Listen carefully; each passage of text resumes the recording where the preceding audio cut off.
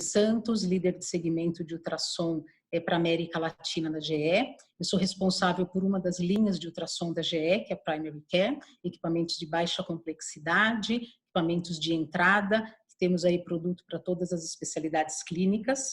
É um prazer estar aqui hoje com vocês. É o primeiro aí o evento 100% digital da GE, que acho que foi feito pensado em cada detalhe, muito trabalhado para a gente poder suportar os nossos clientes nesse momento de distanciamento. É um evento, como eu disse, todo digital, com visita virtual ao nosso stand, com muitos lançamentos de vários produtos, ferramentas digitais, inteligência artificial. É possível também marcar demonstração de alguns dos equipamentos que estão sendo lançados, então tem campo aí também para os clientes solicitarem essa demonstração que vai ser marcada posteriormente. E como não poderia deixar de ser, temos aí vários webinars com conteúdo bastante relevante, que eles ficarão, inclusive, disponíveis para que seja acessado aí pelo nosso site, pela plataforma digital da GE, para que vocês possam ver posteriormente, para quem não pode participar das sessões ao vivo. E hoje, como eu disse, um desses webinars, a gente vai falar um pouco sobre ultrassom point of care na vascular, falaremos sobre acesso e trombose venosa em tempos de Covid-19, acho que é um tema extremamente relevante, principalmente porque nós temos aí pacientes extremamente debilitados, uma preocupação muito grande com infecção, não só dos profissionais da saúde, mas das pessoas que estão ali ao entorno, o próprio paciente em situação muito complicada à beira-leito, e acho que o ultrassom tem tomado realmente um destaque muito importante nesse momento. E para falar hoje sobre esse tema de muita relevância, eu queria agradecer muito a presença do Dr. Ronald Flumnan. Dr. Ronald, ele é professor adjunto e supervisor do programa de residência médica e ecografia vascular com Doppler da disciplina de cirurgia vascular e endovascular da Escola Paulista de Medicina, da Unifesp, um nome aí bastante reconhecido no mercado, um grande parceiro nosso, e é com muito prazer que a gente convida Dr. Ronald para falar um pouquinho para a gente. Eu queria agradecer demais a presença de todos, acho que para a GE é um grande evento, um momento muito importante para a gente poder se comunicar e trazer conteúdos tão relevantes para os nossos clientes. Nós teremos, depois da apresentação do Dr. Ronald, aí momentos para se fazer perguntas e respostas. Eu peço a gentileza para que vocês façam realmente ali no Q&A e não no chat, porque senão acho que fica muito poluída a tela. E eu queria aí abrir para o Dr. Ronald, mais uma vez, meu agradecimento a você poder participar conosco dessa sessão e principalmente aos nossos clientes e participantes desse evento. Muito obrigada. Bom dia a todos, obrigado Marlene, obrigado Priscila, todo o time da GE, vocês são fantásticos na organização, obrigado pela gentileza de lembrar do nome da Escola Paulista, da disciplina de cirurgia vascular, para participar desse evento. É um prazer enorme para a gente estar aqui hoje. Tá? Então, vamos lá, a ideia é conversar sobre ultrassom point of care na vascular, e nada melhor na vascular do que acesso e trombose venosa, né? Talvez seja a melhor aplicação para esse ultrassom point of care. Eu vou pedir licença para vocês, eu vou desligar o meu vídeo durante a apresentação e vou deixar ele apenas quando a gente fizer as discussões e as perguntas, tá bem? Então vamos lá. Ultrassom point of care, acesso e trombose venosa em tempos agora de pandemia de Covid-19. A ideia é a gente fazer um panorama geral do assunto, comentar sobre a importância do point of care na vascular, no acesso e na trombose venosa, o que a gente tem de evidência atual para tomada de decisão clínica, ou seja, se é efetivo, o que traz de benefício ou de risco para o paciente o uso dessas intervenções, a aplicabilidade disso. E aí, por último, a gente vai fazer alguma discussão e comentar algum detalhe a respeito do que foi apresentado. Todos os senhores já sabem, a gente tem aqui pessoas muito experientes na plateia, eu já vi até um prazer enorme contar com a presença do nosso professor titular, professor Fausto, está aí na plateia assistindo. Obrigado, professor, por assistir a aula. Então, não é surpresa nenhuma que vocês sabem que a ultrassonografia vascular é uma associação de 3 métodos. Parece algo bem tranquilo de entender isso. Então, a gente associa o modo B, a morfologia, o modo colorido principalmente para a direção de fluxo. Então, você consegue dizer, por exemplo, nessa imagem que um vaso é artéria e outro é veia, simplesmente pela direção de fluxo.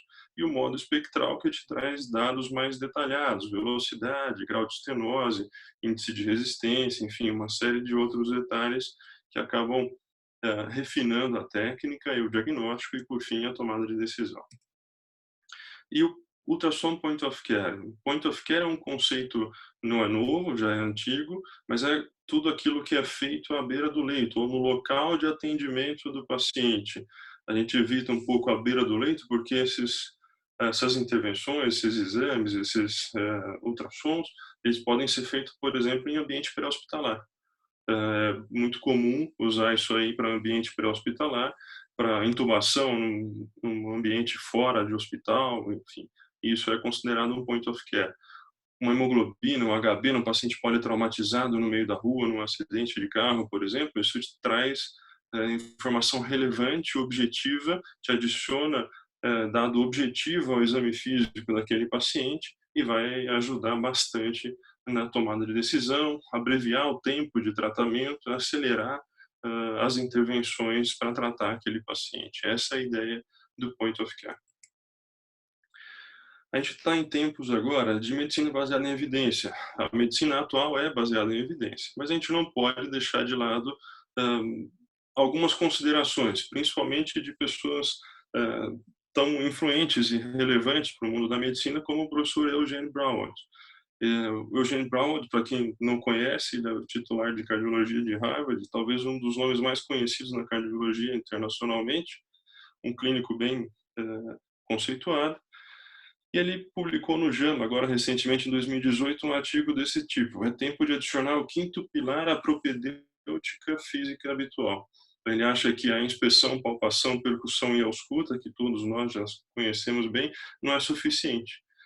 Talvez adicionar a insonação, ou seja, o uso do ultrassom à beira do leito, no exame físico do doente, seja fundamental para que se melhore a acurácia diagnóstica de um exame físico. Então, como que ele sugere fazer isso? Com vários dispositivos de várias maneiras, enfim. Esse primeiro dispositivo aqui vocês conhecem muito bem, é o Vscan GE, é um dispositivo que tem 2 transdutores no mesmo dispositivo, então tem um linear de um lado e um setorial do outro, e você alterna isso de acordo com o preset de necessidade. Por exemplo, você pode usar para um FAST, fazer avaliação de pericárdio, de ultrassom de pulmão, e usar para ultrassom periférico, acesso, trombose venosa, com o mesmo dispositivo, sem precisar trocar. Tem outros dispositivos que a gente não tem essa mesma vantagem, que você precisa trocar o transdutor, por exemplo, com o smartphone. Tem algumas desvantagens, no meu ponto de vista, a principal é que não funciona no iPhone, mas é só uma brincadeira, não se preocupem com isso. Tem outros dispositivos, por exemplo, esse aqui, que promete transformar um transdutor de convexo em linear no mesmo aparelho. Então ele acha que consegue, eu ainda não tive a oportunidade de usá-lo, mas ele promete conseguir transformar a disposição do cristal piezoelétrico de convexo para linear no mesmo dispositivo. E outros, esse aqui, por exemplo, é um chip eletrônico que veio para substituir o cristal piezoelétrico. Ele promete ser mais barato, com uma imagem não inferior ao cristal piezoelétrico. E esse outro, parecido com a oximetria, ele te dá alguns dados, por exemplo, de hematimetria, HB, enfim, contagem de célula branca, célula vermelha, uma série de detalhes que, teoricamente, uma oximetria de pulso não daria para a gente. Então, tudo isso para quê? Para a gente ver mais que adivinhar. Então, a acurácia de uma história, um exame físico bem feito, a gente está cansado de ouvir isso em escola médica, a clínica soberana, enfim, a história do exame físico é fundamental? Sim, é fundamental. Mas, infelizmente, a acurácia, por melhor que seja, não chega a 70%. E isso é uma acurácia baixa. Então, a gente precisa acrescentar dado objetivo ao seu exame físico, e uma das maneiras de se fazer isso é com o ultrassom point of care. Aqui um outro artigo do JAMA mostrando a aplicação do POCUS, né, do ultrassom point of care, nas várias áreas da cirurgia geral.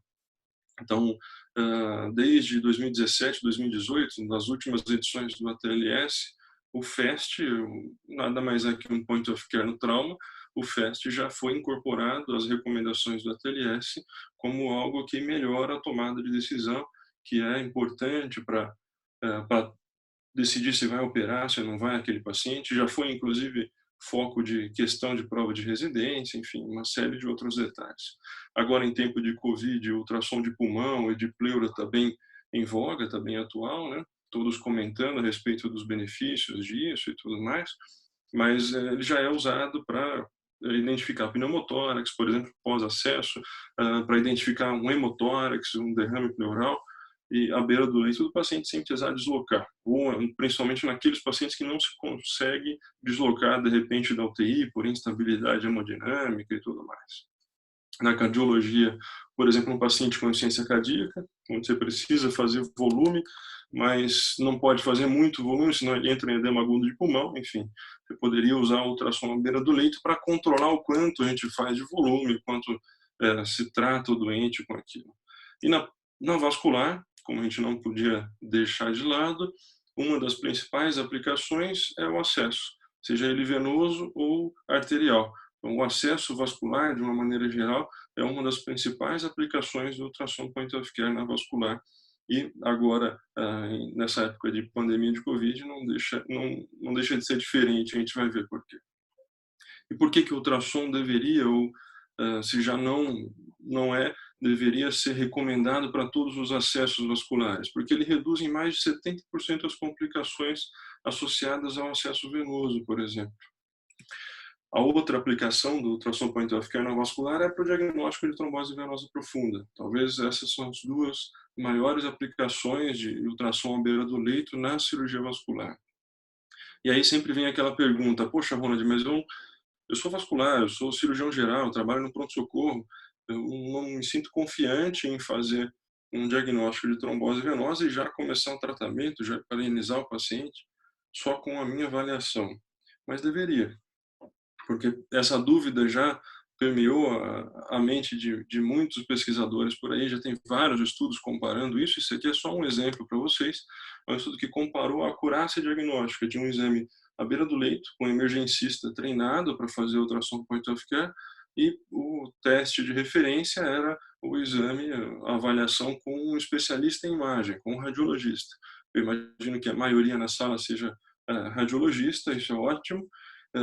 O exame seria o padrão ouro nesse caso aqui, e a comparação com o emergencista. Reparem que a acurácia foi mais de 90%, então se o indivíduo é devidamente treinado, ele tem certificação para aquilo, ele foi adequadamente orientado sobre como fazer, a melhor maneira de fazer um ultrassom à beira do leito, não tem nenhum impedimento em que ele faça isso. Aliás, é recomendável que ele utilize essa tecnologia no cuidado do seu paciente.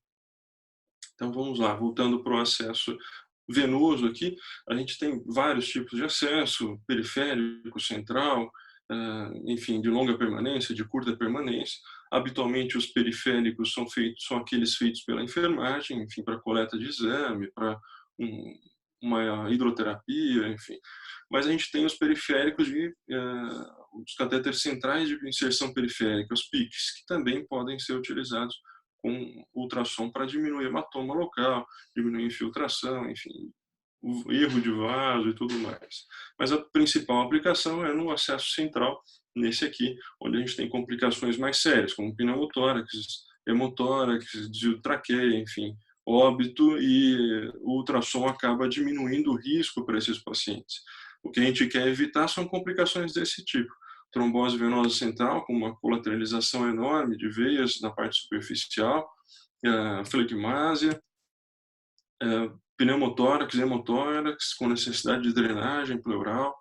Tudo isso aumenta o tempo de UTI do paciente, que já não é pequeno. Agora a gente tem algumas UTIs em São Paulo, a nossa, agora no sexto andar do Hospital São Paulo, acabei de receber o comunicado que está completamente tomada por leitos com Covid positivo.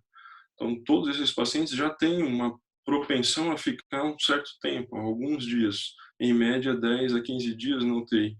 Se a gente ainda acrescentar uma complicação como essa, ele vai ficar talvez 3, 4, 5, às vezes uma semana a mais na UTI por conta de uma complicação que pode ser perfeitamente evitada. E no acesso arterial?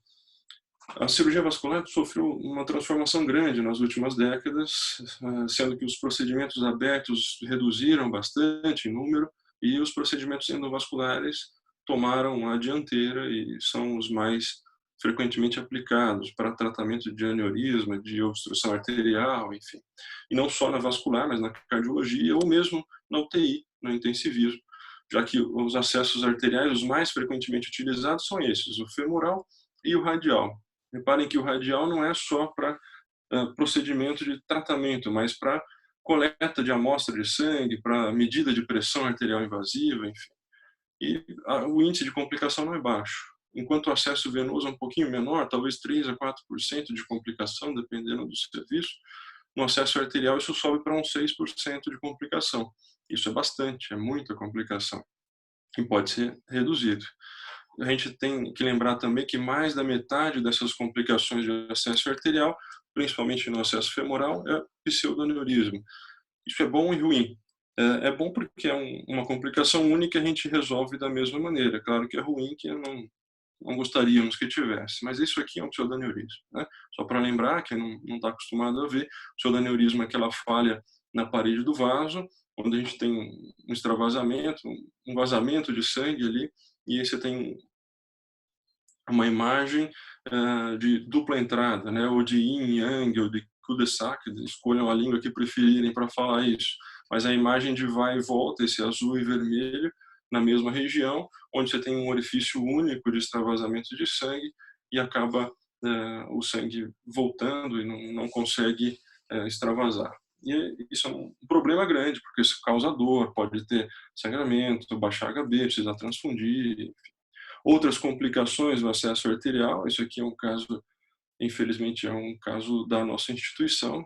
Tivemos um ano aí que a gente teve 3 ou 4 amputações de membro superior no ano por conta de acesso arterial de membro superior. Então, reparem que é um paciente grave, claro, tem um monte de comorbidades, tem risco aumentado para esse tipo de complicação, mas que um acesso repetido na artéria radial acaba acrescentando uma chance maior de acontecer esse tipo de complicação desagradável. A técnica para acesso com ultrassom não vai mudar da técnica de acesso normal, continua sendo a técnica de Seldinger, que nada mais é do que a punção da parede anterior do vaso, passagem do fio-guia, troca da agulha pelo catéter e, por fim, retirar o fio-guia e deixar o catéter. Olha, mas isso é simples, Ronde. Sim, é simples até a primeira pessoa descrever a técnica. E quanto mais simples, mais genial. Por isso que é feita a mesma técnica há mais de 70 anos e continua ainda em vigor, seja ela guiada por ultrassom ou não. Como é que a gente usa o ultrassom para orientar e guiar os nossos acessos? A gente tem basicamente 4 tipos de orientação com relação ao acesso, tanto faz ser venoso ou arterial. Você pode orientar ele por palpação ou por marcas anatômicas. No pulso arterial, a gente normalmente palpa o pulso e acaba orientando o local da punção. Ou a gente pode começar a acrescentar ultrassom à beira do leito. Um dos primeiros auxílios foi esse Doppler contínuo, que vocês devem conhecer, que os residentes ainda usam para fazer índice tornozelo-braço, enfim. Isso ajuda a gente a localizar o vaso, seja ele arterial ou venoso, e ajuda na punção. Mas ele não se mostrou tão benéfico quanto em relação ao benefício ao paciente, né?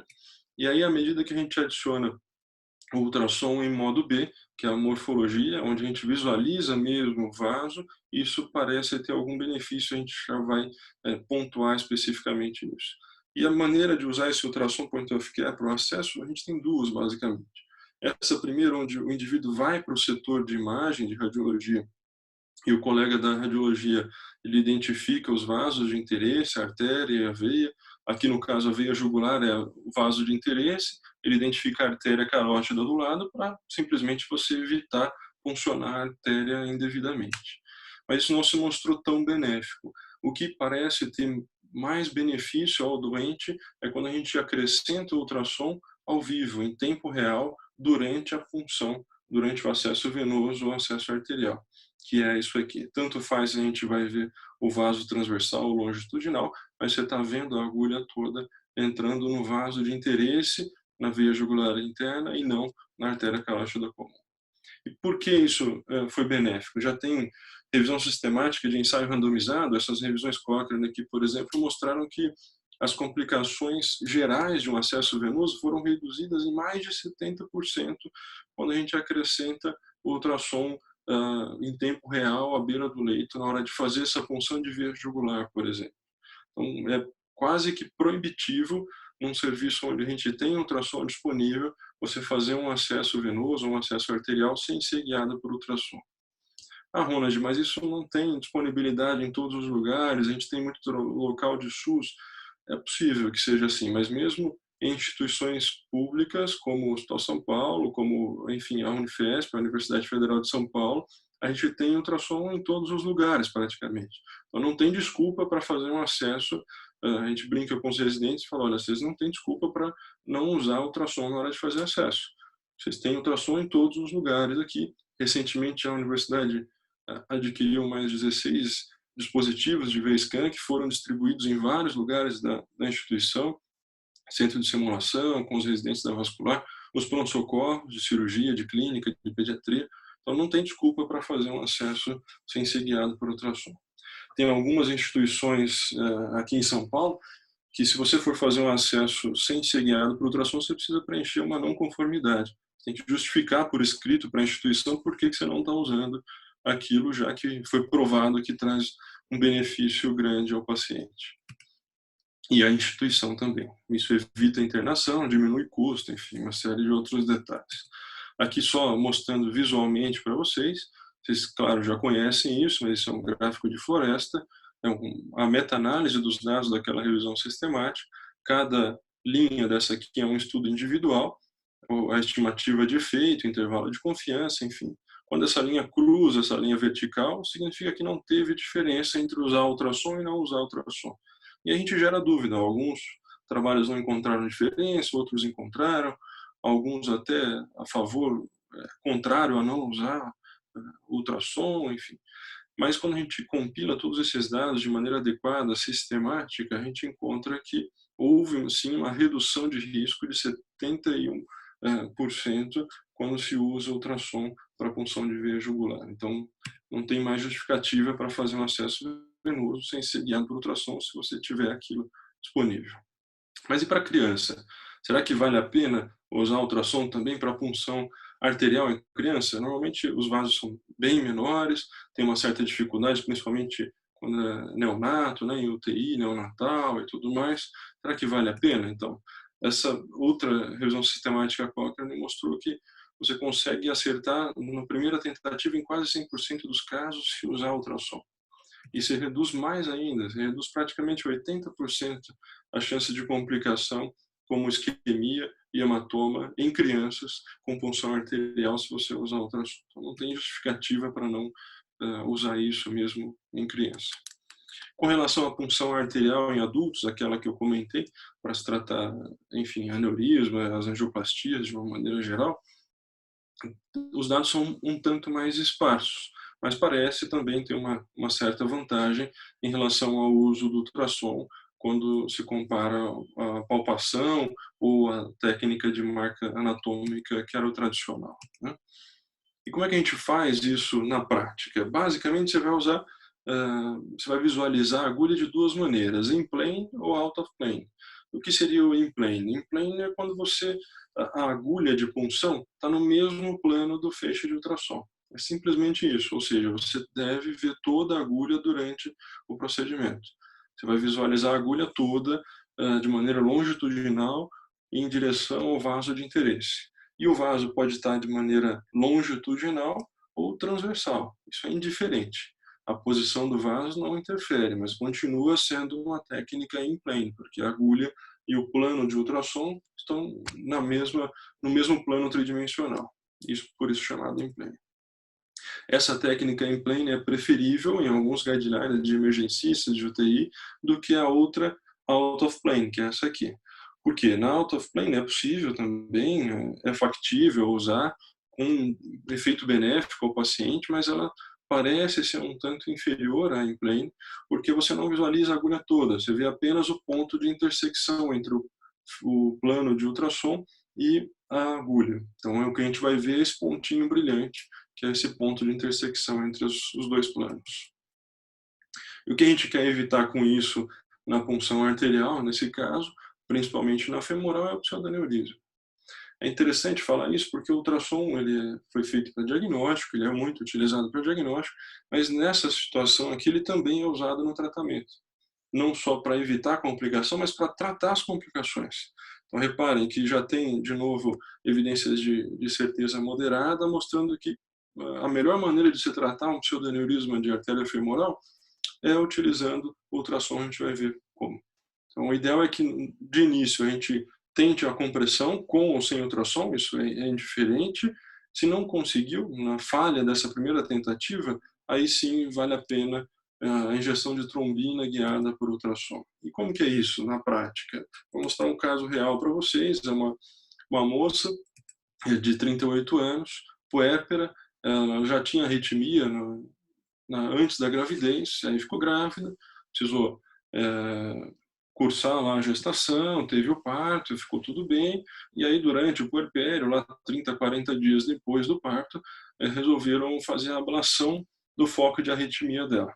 Um acesso femoral direito, não teve sucesso, tentaram, a gente consegue ver o orifício de punção ali, chamaram o pessoal da radiologia para fazer o diagnóstico, identificaram um pseudoneurisma, tentaram comprimir, não conseguiram, e aí chamaram a cirurgia vascular. A gente foi reavaliar, aqui é uma sugestão de um transdutor linear, avaliando um vaso longitudinal. Então, o que a gente vê aqui é a artéria femoral profunda com um pseudoneurisma, aquela imagem de yin yang que a gente comentou com vocês, realmente um pseudoneurisma de um volume razoável, 3 centímetros de maior diâmetro. Quando a gente faz o corte transversal, a gente tem uma certa surpresa, porque ele não tem um único colo, ele tem um colo da artéria femoral superficial, como a gente chamava antigamente, né? Agora é só femoral, e da femoral profunda. Então ele tem 2 colos alimentando esse pseudoneurisma, talvez por isso o pessoal o colega que tentou comprimir antes não teve sucesso. Não foi porque ele não fez direito, claro que fez, mas tinha um colo a mais que dificultou a intervenção, por isso a gente partiu então para a injeção de trombina guiada por ultrassom com anestesia local. Repara que a gente está usando a técnica in play, a agulha toda sendo visualizada durante o procedimento.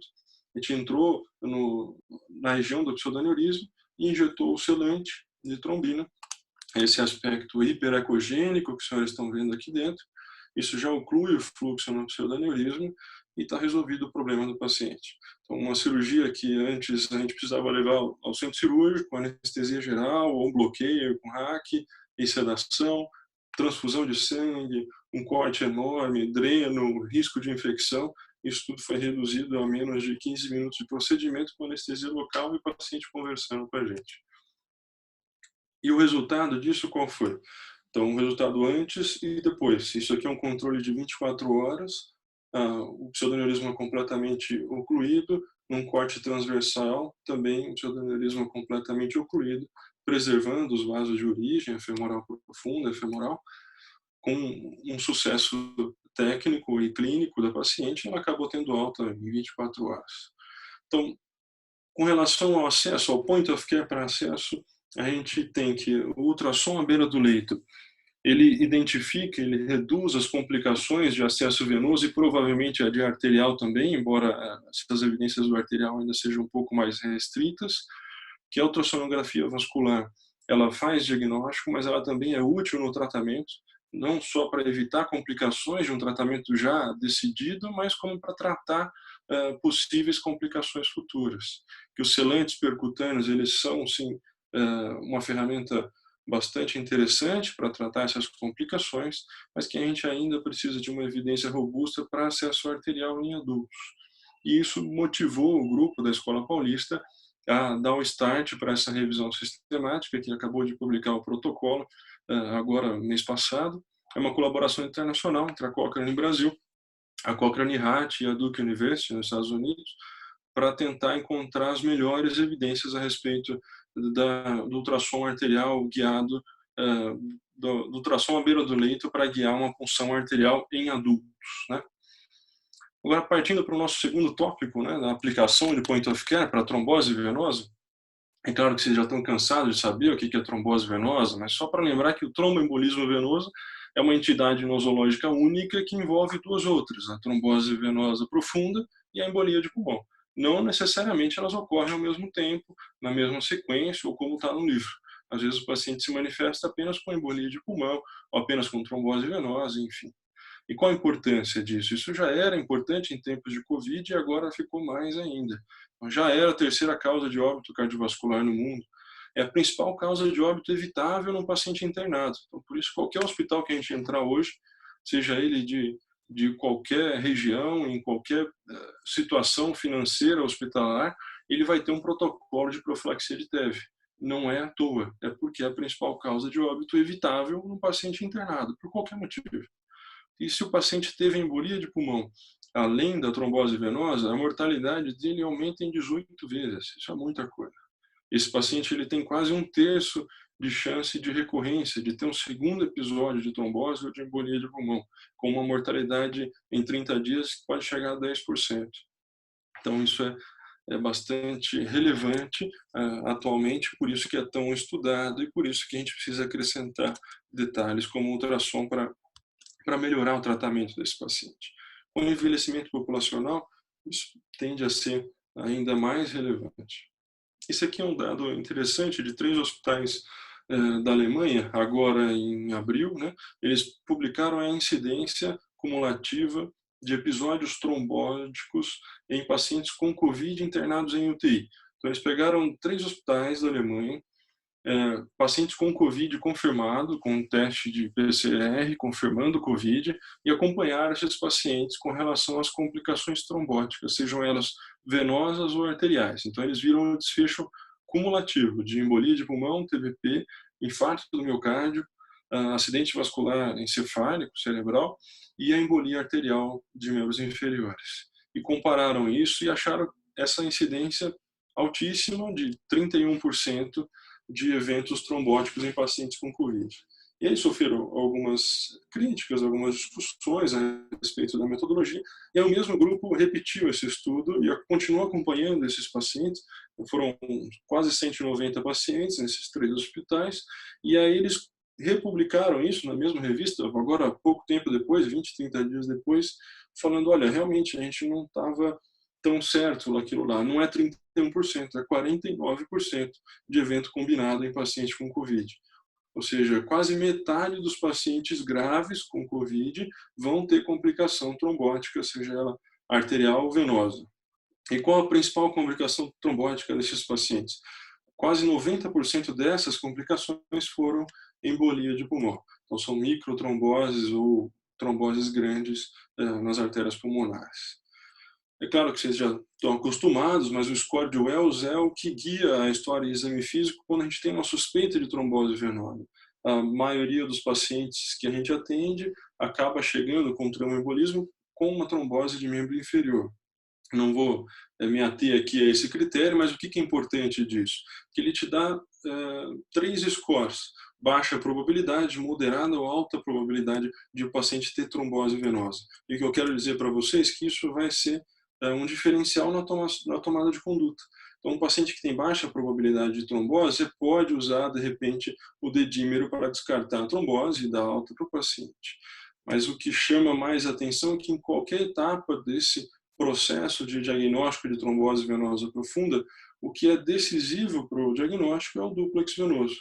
Então, não tem nenhuma outra maneira de confirmar a trombose venosa, pelo menos de maneira barata, rápida e factível e acessível para todos os cenários, que o dúplex venoso.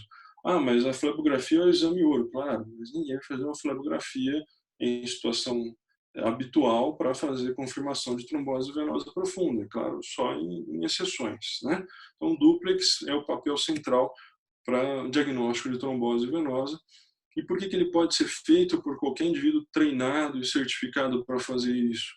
Porque, teoricamente, a técnica é essa aqui. O que te dá acurácia no diagnóstico de trombose é a diminuição de compressibilidade ao modo B. É esse teste simples. Aqui uma veia poplite em córtex transversal, artéria embaixo e a veia em cima. O que a gente tem, na hora que comprime com o transdutor, a veia fechou, ótimo. Então, a veia não tem trombose, ela não tem nada impedindo a compressão. Por outro lado, nesse outro paciente, na mesma região, a hora que a gente comprime a veia, ela não colaba, porque tem um material hiperecogênico lá dentro, é um trombo dentro da veia poplítea, por isso que ela não não incluiu. Esse teste, apesar de ser o teste de maior acurácia diagnóstica, não pode ser feito indiscriminadamente para todo mundo, é claro. Por exemplo, nessa situação, o paciente é uma veia femoral na região da coxa e um trombo flutuante. Então, repare que nessa situação, por exemplo, a gente evita fazer essa compressão, porque isso pode levar a uma embolia de pulmão. Você pode desprender esse trombo, ele virar um êmbolo, impactar no pulmão e aí vai causar complicações indesejadas ao paciente. Então, apesar do teste de maior acurácia diagnóstica ser diminuição de compressibilidade, a gente, é claro, usa todos os artifícios do ultrassom vascular, de uma maneira geral, para confirmar esse diagnóstico.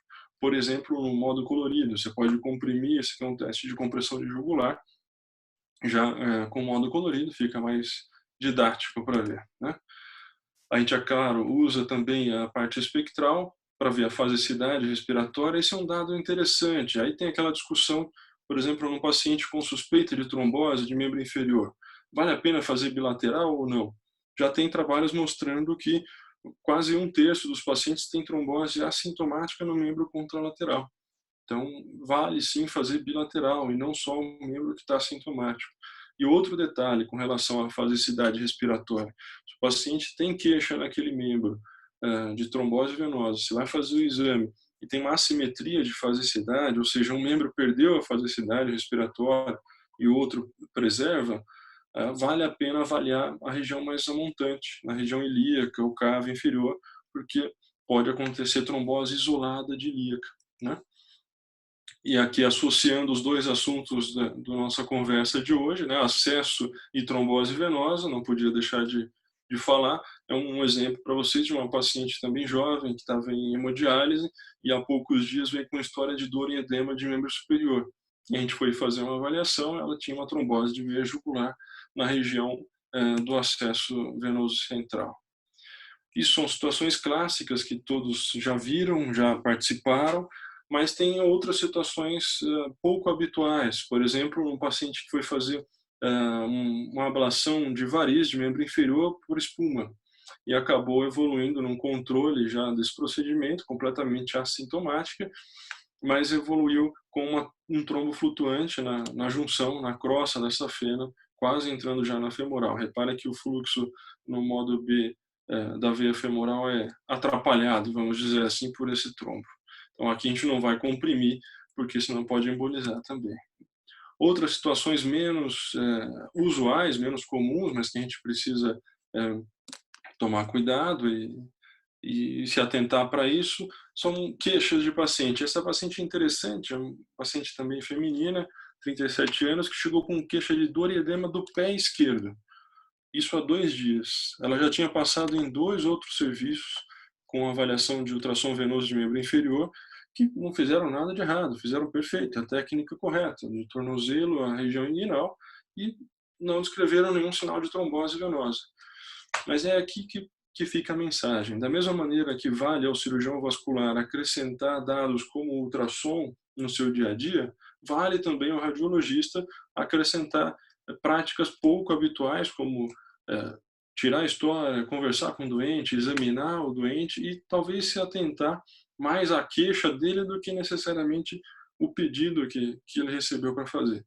Essa paciente tinha nitidamente uma queixa no pé esquerdo. Se a gente fosse fazer a técnica habitual, eu não ia identificar nada de alterado. Mas reparem que aqui a gente está vendo a veia plantar à direita, veia plantar lateral à direita, ela é compressível.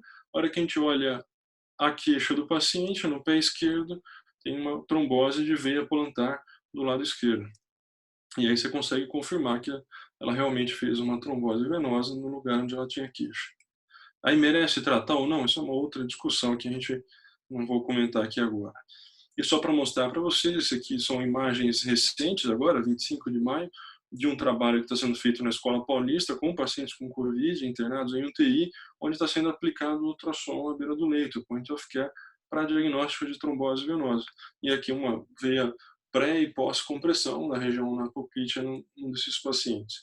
Então, apesar de ser hipoecogênico, a veia se mostrou não compressível, então compatível com uma trombose venosa aguda nesse paciente. A mensagem final da nossa conversa de hoje é ver mais que adivinhar. Então, tudo que a gente puder fazer para acrescentar dado objetivo a decisão clínica e a tomada de decisão do nosso paciente vai ser benéfico para ele.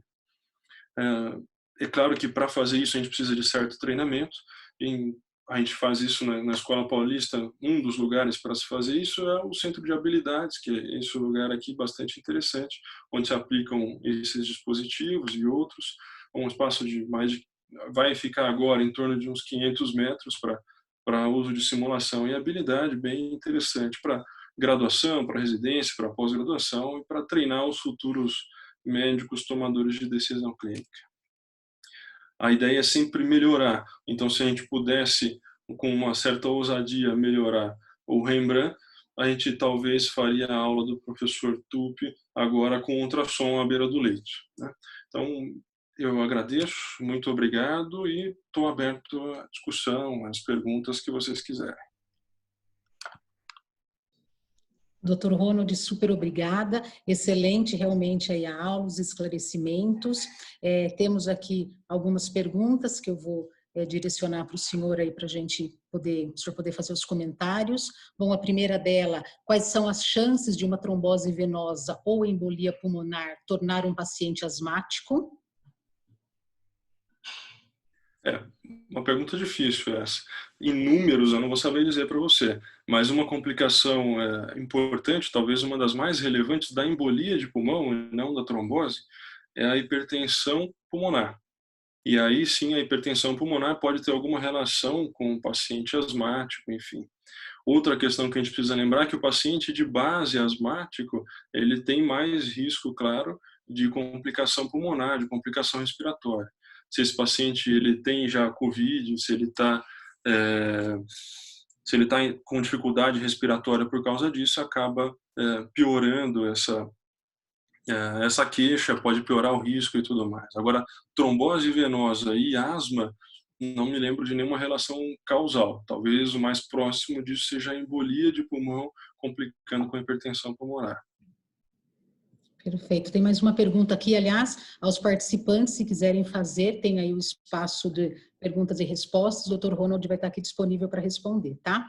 Próxima pergunta, Dr. Ronald, pacientes com TVP, sempre usado como tratamento preventivo o filtro de veia cava? Pacientes com TVP sempre usar o filtro? Não. Isso é interessante. O filtro de veia cava, ele tem indicações bem específicas, né? Quando começou, a gente acabava indicando para todo mundo, mas que hoje em dia não se indica mais, né? A indicação de filtro de cava hoje é basicamente secundária. Então, é para profilaxia secundária. A gente não tem indicação nenhuma de filtro de veia cava para profilaxia primária. Ou seja, o paciente que nunca teve trombose, nunca teve embolia de pulmão, é contraindicado. Mais que não é indicado, é contraindicado usar filtro de cava. Você pode aumentar a mortalidade desse paciente e aumentar o risco de complicação desse paciente. Então, o ideal é que não use isso como profilaxia primária, a não ser secundária. A gente teve recentemente um caso COVID positivo, a paciente ficou 45 dias internada no hospital, ficou um monte de tempo na UTI, fez profilaxia para trombose, como todo paciente faz. Ela teve um sangramento abdominal grande, quase mais de meio litro de sangramento, precisou ser reentubada, ficou na UTI, e aí suspendeu a anticoagulação. E aí ela fez uma trombose venosa. Aí voltamos com a anticoagulação. Aí essa trombose venosa complicou com uma embolia de pulmão. E aí só nesse momento, depois que ela fez a embolia de pulmão, mesmo sendo anticoagulada, foi que a gente passou o filtro de veia cava para uma profilaxia secundária, ou seja, para que ela não tenha outros episódios. Dr. Ronald, tem mais uma aqui. Com que frequência se repete o duplex no acompanhamento de pacientes com TVP? Essa pergunta é interessante, né? Eu acho interessante isso aí porque as pessoas tem alguns indivíduos que advogam economizar no ultrassom no diagnóstico, né? Como que eu vou dizer para vocês? Ele vai fazer ultrassom no membro só sintomático, o que acho temerário. A gente está perdendo a oportunidade de diagnóstico e de tomada de decisão. Mas esses mesmos indivíduos acabam pedindo ultrassom a cada semana depois que o paciente já fez trombose venosa, não sei dizer por quê. Então, eu acho que a situação está um pouco invertida. Quando você vai acompanhar o paciente com trombose venosa, não há necessidade de fazer ultrassom para interromper a anticoagulação, por exemplo. Essa anticoagulação de trombose venosa, ela deve ser feita no mínimo 3 meses. Isso independente do ultrassom, independente se aquilo lá recanalizou ou não, né? Que mais?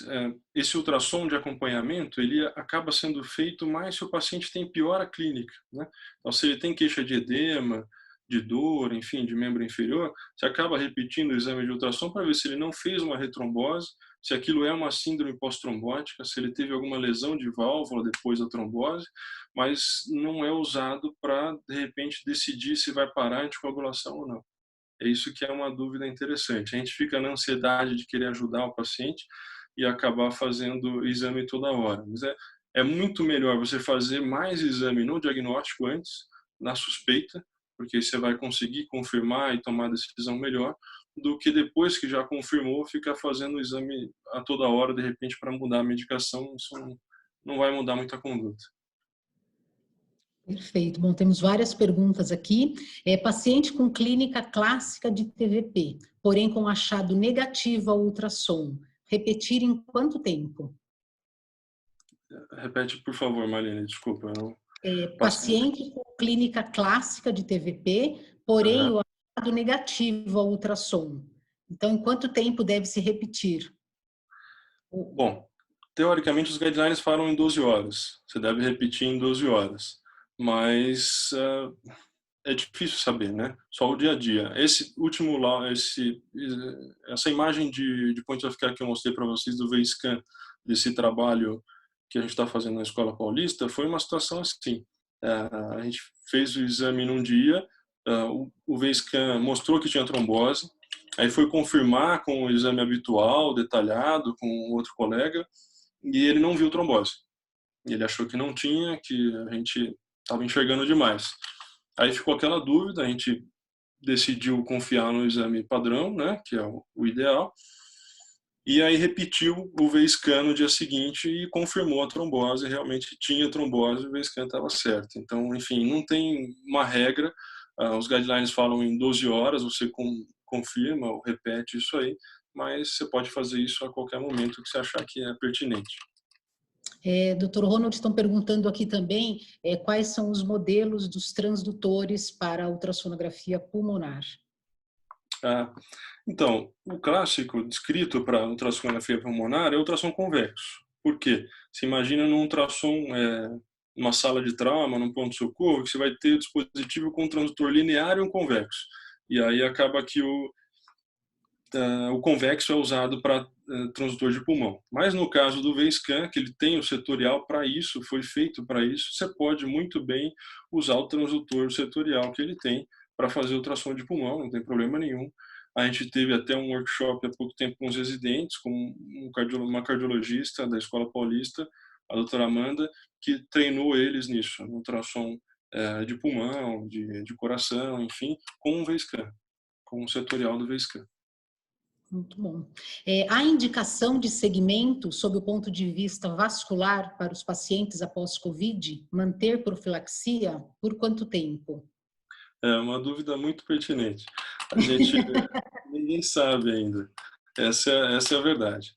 O que a gente sabe é que, independente do paciente ter Covid ou não, se ele está internado na UTI, ele tem algumas outras comorbidades, até a própria intubação, isso já é fator de risco. Você vai fazer Caprini, vai fazer Rogers, uma série de outros scores, isso já é fator de risco para profilaxia de trombose. Então, você já vai fazer profilaxia medicamentosa, independente de ter Covid ou não. Você já faria. Mas esses pacientes parecem ter uma propensão maior à trombose. Só que ninguém tem evidência robusta ainda. O nosso grupo está fazendo uma revisão sistemática com a Cochrane Austrália, com a Cochrane geral também, para tentar responder essa pergunta. Eu te falo em breve, espero. E aí a gente vai tentar responder isso aí. Tem outros trabalhos primários, tem o Renato Lopes, que é titular de cardiologia lá da DUC, que está fazendo 3 ensaios clínicos, um em ambiente pré-hospitalar, se vale a pena anticoagular o paciente antes de internar, outro em ambiente hospitalar, se vale a pena o paciente ser anticoagulado pleno durante a internação, e outro pós a alta do paciente, que é justamente essa sua pergunta. Será que vale a pena manter essa anticoagulação pós a alta dele? Ninguém sabe ainda. Bacana. Ao diagnosticar um pseudoaneurisma de artéria femoral ao Doppler, o senhor documenta com o Doppler espectral? Se sim, coloca-se o volume de amostra, o volume da amostra apenas no colo da pseudoaneurisma ou também à luz do pseudoaneurisma? Quando é assim, eu costumo documentar meio didático, sabe? Esse caso que eu mostrei na aula é um caso que a gente publicou na revista da MB. Se vocês quiserem buscar o artigo depois lá, tá lá publicado. Mas eu costumo documentar de maneira didática. Então, eu sei que é óbvio isso, mas eu coloco o espectral no azul e no vermelho. E aí a mesma imagem colorida em modo B, eu mostro o espectral de um lado da curva e do outro lado da curva, para mostrar que no mesmo espaço, na mesma lesão anatômica, você tem fluxo bidirecional, para um lado e para outro. Mas é uma questão minha, não precisa ser assim. Não tem sentido. E essa de medir no colo do pseudoaneurisma, pode medir também, não vejo problema, mas aí no colo você vai ter uma direção só, não vai te confirmar se é pseudoaneurisma ou não, né? A ideia de mostrar o fluxo bidirecional na mesma região é para confirmar, então, que é um pseudoaneurisma, que não é uma fístula, por exemplo. Qual a distância proximal de um trombo na safena magna ou parva para veias profundas? O senhor utiliza para definir trombose venosa profunda? Sim. Na verdade, não é para definir, mas para definir a conduta. Então, o que a gente descreve, você vai fazer um exame e vê uma trombose de safena. O que você precisa descrever é a distância que ela está da junção. Teoricamente, na prática, o que a gente usa na escola paulista é 5 centímetros. Então, se ela estiver a mais de 5 centímetros da junção safeno-femoral, teoricamente estaria autorizado a tratar com uma tromboflebite superficial. Não necessariamente envolve parinização nem internação, então isso acaba sendo um tratamento mais brando. Se esse trombo já avançou para menos de 5 centímetros da junção, aí sim vale a pena tratar como trombose venosa, e aí vale a pena anticoagular o paciente. Se vai internar ou vai tratar em casa, aí já é uma outra questão.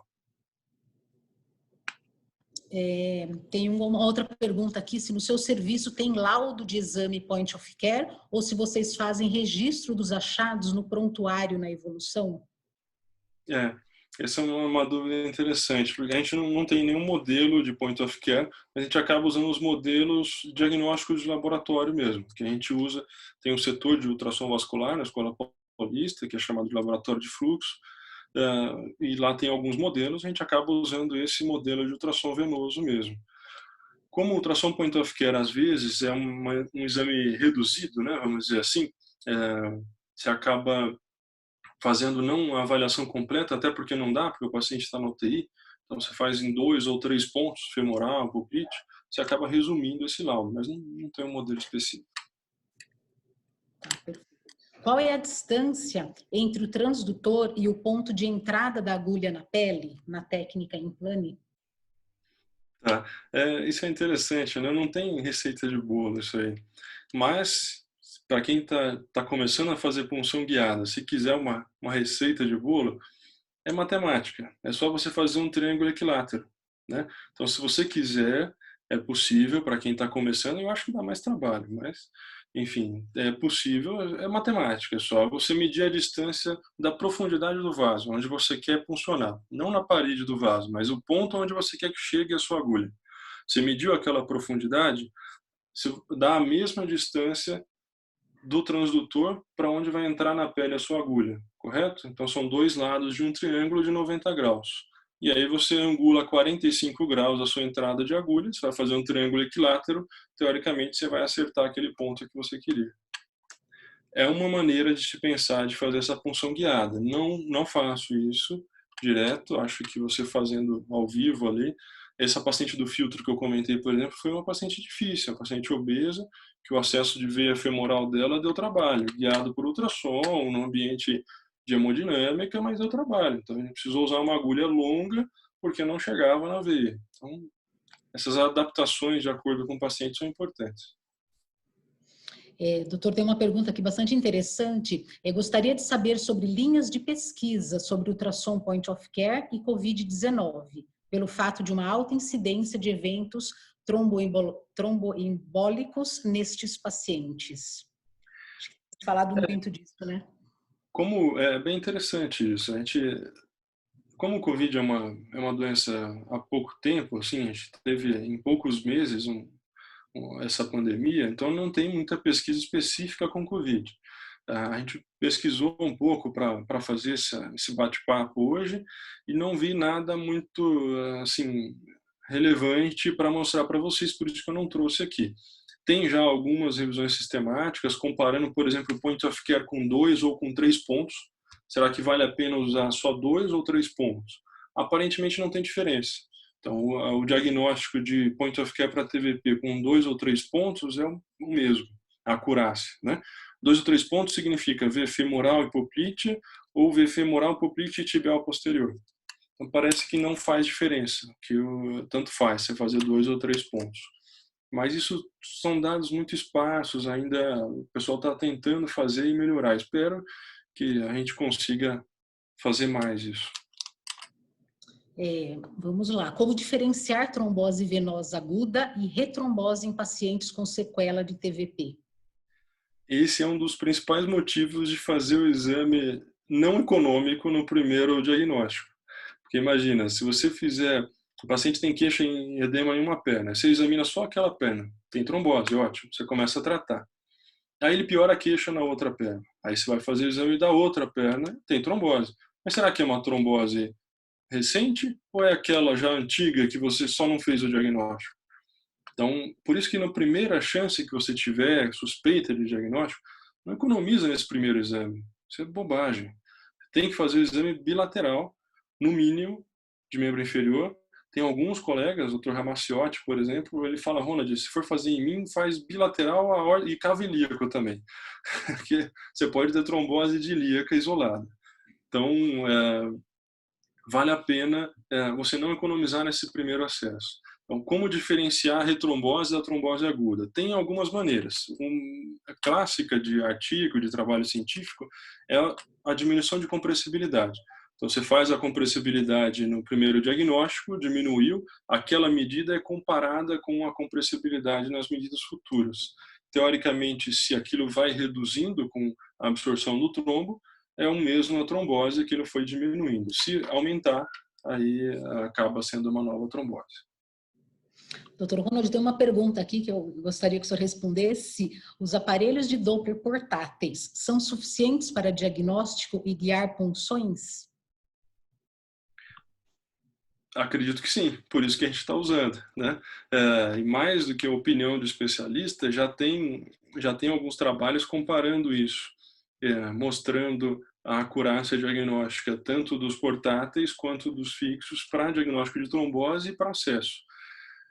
Tanto é comparável que já se usa na prática. A gente pode refazer e reanalisar isso aí, é benéfico que se reavalie, mas já tem alguns trabalhos comparando isso e a acurácia é muito próxima, para não dizer a mesma. É claro que são dispositivos para coisas diferentes. Por exemplo, não adianta você querer fazer grau de estenose com V-scan, que você não vai conseguir, até porque ele não tem espectral. Então, não foi feito para isso.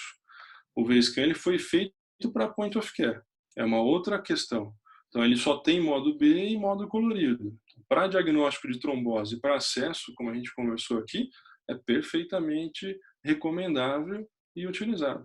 Não tem nenhuma limitação. Você usando o dispositivo para que ele foi feito, eu acho que é muito adequado. É desejável que você tenha algo portátil e mais fácil de usar, né? Doutor, a gente está acabando aqui o nosso tempo, mas acho que tem uma pergunta aqui interessante, perguntando, na verdade, sobre esse, né, em tempos de Covid e segurança do paciente, com relação ao equipamento utilizado, a questão da contaminação, como é que está sendo feito, acho que até a própria questão de descontaminação, quer dizer, o ultrassom traz uma facilidade nesse aspecto, né? Tem razão, é uma preocupação importante. O que alguns colegas têm feito em alguns laboratórios, e a gente tem feito quando usa o V-scan, envolver o aparelho, o dispositivo, no Imagipack, num plástico descartável, e aí você utiliza, coloca, por exemplo, o transdutor. Você vai passar o gel, coloca o Imagipack e aí depois usa mais gel quando for contato com o paciente. e sempre higienizar de um paciente para o outro. Higienizar com álcool, enfim, com algo que seja teoricamente é, recomendável para evitar a infecção. Doutor Ronald, nós temos ainda muitas perguntas, mas pelo tempo aí limitado não vamos conseguir responder todas, mas responderemos posteriormente e enviaremos para o contato que todo mundo deixou. Gostaria de fazer uma pergunta final, se me for possível. Eu acho que esse momento aí de Covid e tudo tem demonstrado, né, uma falta realmente de conhecimento, na verdade, de prática pelos profissionais de saúde nessa questão do ultrassom point of care, de handheld, né, que nos e não só isso, né? Acho que para os próprios ventiladores, monitores, eu acho que essa questão da educação e do conhecimento tem sido algo bastante procurado neste momento. O senhor, né, como uma pessoa que tem aí uma vida acadêmica longa, um grande influenciador, como é que a gente pode fazer realmente para que seja implementado o ultrassom aí desde o início, né, da formação dos profissionais de saúde, dos médicos, para que realmente a gente consiga avançar nesse aspecto e que a gente veja realmente muito mais utilização de ultrassom à beira-leito e aí realmente contribuindo para os pacientes. Bem colocado, Marlene. Obrigado pelas considerações, mas isso é muito gentil. Essas implementações elas já estão sendo feitas, pelo menos na Escola Paulista eu vejo isso com bons olhos. Os alunos já têm contato de graduação de medicina, eles já têm contato com aulas de ultrassom desde o primeiro ano. Então a gente faz algumas eletivas, tem, que eu me lembre, pelo menos 4 eletivas, 3 delas na vascular, tem o pessoal da radiologia, o Rodrigo Regassini, que faz também eletivas com ultrassom bem interessantes. Então os alunos já têm contato com esse uso, com essa tecnologia. O que a gente precisa é divulgar mais. Então eles já têm esse contato na graduação. No 4º ano da medicina eles também acabam tendo esse contato. A gente leva eles para o laboratório de simulação, enfim, eles acabam treinando, manejando esses dispositivos e tudo mais. Isso acaba facilitando o uso deles, facilitando o treinamento, e esse é um dado fundamental. Então já está mais que provado que quando você acrescenta treinamento e simulação ao médico, ao indivíduo que vai usar esse dispositivo, você melhora o resultado clínico para o paciente depois. Você diminui complicação. Então, pensando nisso, a vascular da escola também desenvolveu, na pessoa do professor Luiz Nakano, desenvolveu alguns simuladores próprios da disciplina, para acesso guiado, para uma série de outras coisas. E agora ele está desenvolvendo um simulador interessante para pacientes com COVID que precisam ficar pronados, né, em posição de barriga para baixo, vamos dizer assim, na UTI. Como é que você faz para fazer um acesso nesse paciente? Então a gente está tentando descobrir alguma maneira de fazer isso. É possível, sim, fazer acesso venoso, tanto que está sendo feito, e a gente está tentando desenvolver maneiras de simular isso aí, para que o indivíduo consiga treinar antes de chegar no paciente. Então isso é fundamental. Eu acho que você colocou bem, precisa ter o contato desde a graduação, desde sempre, e esse contato ele tem que ser contínuo, com educação médica continuada, com simulação e com treinamento repetitivo. Não basta você achar que fez uma vez e está resolvido.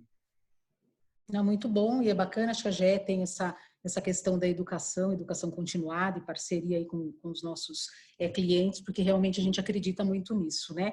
Dr. Ronald, eu queria mencionar, quer dizer, ainda temos perguntas, a gente vai depois direcionar e fazer a resposta para todo mundo. Queria novamente enfatizar que os conteúdos todos dos webinars que estamos fazendo nesses dias, inclusive esse, ficarão gravados e disponíveis para acesso depois na plataforma da GE. Muita gente aqui parabenizando pela excelente aula, pelas explicações, pela clareza com que o senhor trouxe o tema. Gostaríamos aí, acho que, de ter muito mais tempo para poder ficar discutindo, porque realmente tem muita coisa interessante para falar. E eu, em nome da GE, agradeço a todos os participantes, ao Dr. Ronald aqui por ter aceito e por ter abrilhantado aí esse nosso evento. Agradeço a todo mundo. Obrigado, Marlene, obrigado a toda a equipe da GE e obrigado a vocês por terem assistido a gente. Qualquer dúvida, tem o nosso e-mail, fiquem à vontade para contatar. Um abraço. Um abraço, obrigada.